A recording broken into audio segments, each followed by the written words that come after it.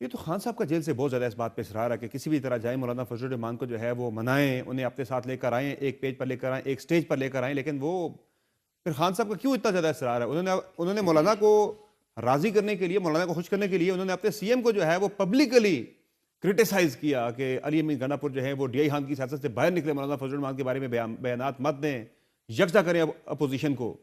تو بیسیکلی تو خان صاحب کی بہت زیادہ جو ہے وہ امیدیں ہیں نہیں، یہ مولانا فضل مولانا الرحمان صاحب کے حوالے سے. اپوزیشن میں ہے ہی نہیں.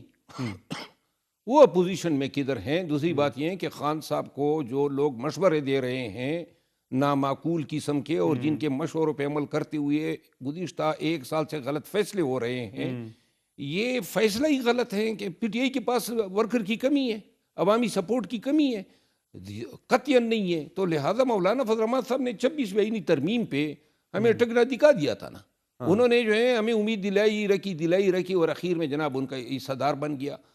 اب یہ توقع وہ تو کہتے ہیں کہ میں نے تحریک انصاف کو اعتماد میں لے کے جو کچھ کیا ہے، تحریک انصاف مکمل طور پر آن بورڈ تھی 26ویں آئینی ترمیم کے معاملے پر ہی، صرف ووٹ دینے کے معاملے پہ وہ نہیں آئے، باقی وہ کہہ رہے ہیں تحریک انصاف آن بورڈ تھی سارے یہ معاملات کے اوپر. انتہائی اہم بیان ہے ان کا، اور ان کو میڈیا پہ اس کی وضاحت کرنی چاہیے. اگر پی ٹی آئی کے کسی عہدیدار نے اس ایشو پہ آن بورڈ رہ کے ان کے موقف کی حمایت کی ہیں تو اس شخص نے یا عہدیدار نے پارٹی کے ساتھ غداری کی ہے، قوم کے ساتھ غداری کی ہے.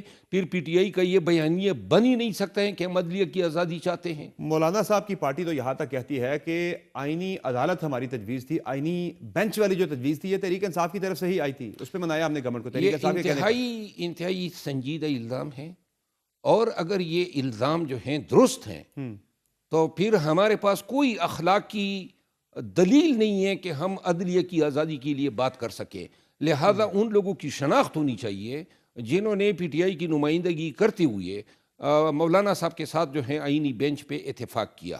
یہ میرا خیال ہے پاکستان تحریک انصاف کو معاملات آگے بڑھانے سے پہلے اس معاملے پہ فیصلہ کرنا چاہیے. اگر پی ٹی آئی یہ مان لیتی ہے کہ مولانا صاحب درست کہہ رہے ہیں تو میں علی اعلان کہتا ہوں کہ پھر ہم کوئی قانون کی حکمرانی کی جنگ نہیں لڑ رہے ہیں. اچھا، لہذا کس بات کی جنگ لڑ رہے ہیں پھر؟ یہ تو پھر قانون سے دغا ہے کہ ہم قوم کو یہ بتائیں کہ عدلیہ کی آزادی چاہیے، اور 26ویں آئینی ترمیم کے آئینی بینچ پہ ہم ان کے ساتھ رضامند ہو گئے تھے.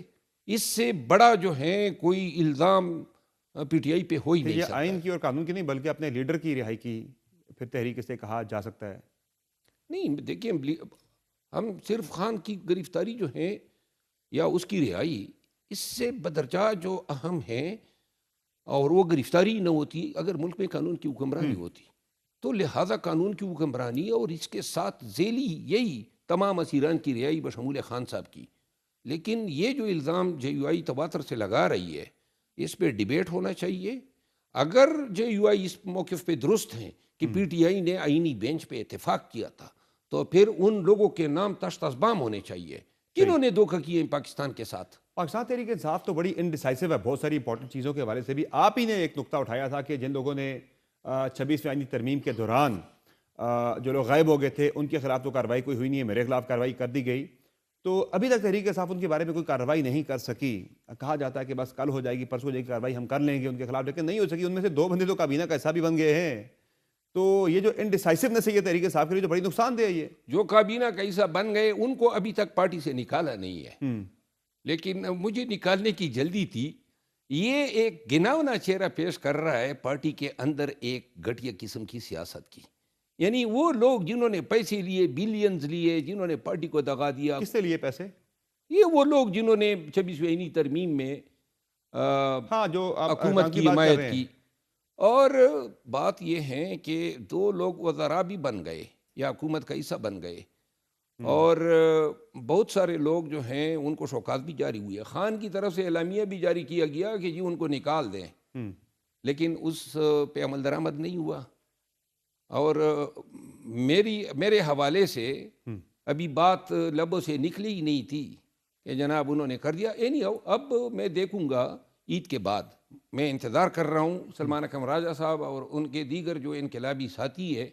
انشاءاللہ اللہ سے میری دعا ہے کہ اس رمضان کے طفیل کہ ان کی جو انقلابی سیاست ہے اور جو مزاحمت اور جو عالمگیر انقلاب وہ لانا چاہتے ہیں اس میں وہ کامیاب ہوں گے، جرت کے ساتھ قوم کو دکھائیں گے کہ ہزاروں نہیں لاکھوں لوگوں کا جمع غفیر ان کے ساتھ ہوگا، اور اپنے قول کو جس انداز میں جو انقلابی باتیں وہ کرتے ہیں وہ ثابت کر دکھائیں گے کہ وہ عمل کے سپاہی ہیں، غازی ہیں، اور پاکستان میں جو ہیں عید کے بعد ایک ایسا تلاطم خیز طوفان بپا کریں گے کہ انشاءاللہ رہتی دنیا تک ہماری نسل یاد رکھے۔ اگر نہ ہوا یہ سب کچھ پھر نہ ہوا تو کہہ دیں گے کہ جی میں ذاتی مجبوریوں کی بنا پہ مستعفی ہو رہا ہوں۔ اچھا، آپ ان کا استعفیٰ دیکھ رہے ہیں؟ میں دیکھ رہا ہوں نا، اچھا، کیونکہ یہ باتیں کرنا اور عمل کرنا یہ دو مختلف چیزیں ہیں۔ باتیں یہاں پہ آپ پی ٹی آئی میں دیکھیں نا، تقریباً 90% لوگ باتیں ہی کرتے نظر آئیں گے، عمل جو ہیں آپ کو کسی کا نظر نہیں آئے گا۔ تو لہذا سلمان اکرم راجہ صاحب پھر یہی کہہ دیں گے کہ جی میری ذاتی مصروفیات کی وجہ سے میں، وہ تو انقلابی باتیں کر ہی نہیں رہے۔ آپ کہہ رہے ہیں وہ انقلابی بات کرتے ہیں، وہ تو بڑی عملیت پسندی کی باتیں کرتے ہیں۔ اڈیالہ جیل کے باہر جو ہے کیمپ لگانے کی بات ہو رہی تھی، وہ بھی کہہ رہے ہیں کہ ہمیں ذرا بہتر تدبر سے ہمیں کام لینا ہے، ہم نے بندے نہیں اپنے مروانے ہیں۔ تو اگر وہ اڈیالہ جیل کے سامنے کیمپ لگاتے ہیں تو میں تو ایک کیمپ میں ان کے ساتھ شامل ہوں گا اور دوسرا ان سے معافی مانگوں گا۔ اچھا، لیکن وہ تو کہہ رہے ہیں کہ اس کی ضرورت نہیں ہے، وہ کہہ رہے ہیں بندے مروانے والی بات ہے، ہمیں تدبر سے کام لینا ہے۔ چلے وہ تدبر تو یہی ہے، پھر گھر میں بیٹھ کے رہے نا تدبر ہے، وہ ہم سے نہیں ہوتا ہے۔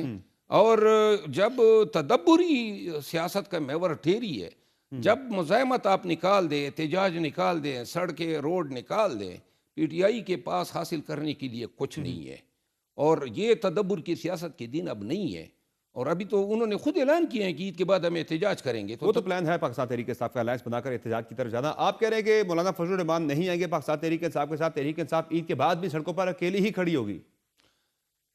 میرا خیال ہے کہ جب تک پارٹی کے معاملات درست نہیں ہوں گے تو شاید یہ احتجاج کی کال بھی مؤخر ہوگی، کیونکہ اگر علی امین خان بھی احتجاج میں ذمہ داریوں سے مبرہ ہیں تو پھر میں نہیں دیکھ رہا ہوں کہ کوئی احتجاج ہوگا۔ پھر کہیں گے کوئی بہانہ بنا کے کہ جناب یہ گرمی ہو گئی ہے، یا لوڈ شیڈنگ بڑھ گئی ہے، یا پھر عالمی حالات ایسے ہیں، یا بدامنی بڑھ گئی ہے، بہانے بہت سارے یعنی آپ یہ تحریک نہیں چلتی ہوئی دیکھ رہے، یہ ملتوی ہو جائے گی تحریک کسی نہ کسی بہانے سے؟ جب تک پی ٹی آئی خود یہ جتنے فتنہ گروپ ہے جو سازشیں کرتے ہیں، جو غلط فیصلے کروا رہے ہیں، کون ہے فتنہ گروپ میں؟ 1.25 سال سے ایک فیصلے پہ ہم ڈٹے نہیں ہیں، ایک بھی فیصلے پہ ڈرامہ بنائے ہوئے ہیں، کبھی اس کو نکالو کبھی اس کو نکالو، پھر یہی میں چل یہی رہا ہے، اس کو نکالو اس کو نکالو۔ تو لہٰذا یہ نکالنے کے چکر میں اپنی انتقام کی جو انا کو کی بینڈ چڑھانے کے لیے انہوں نے پارٹی کو استعمال کیا، خان برے، اور یہ اس بڑا ظلم عظیم ہوئی۔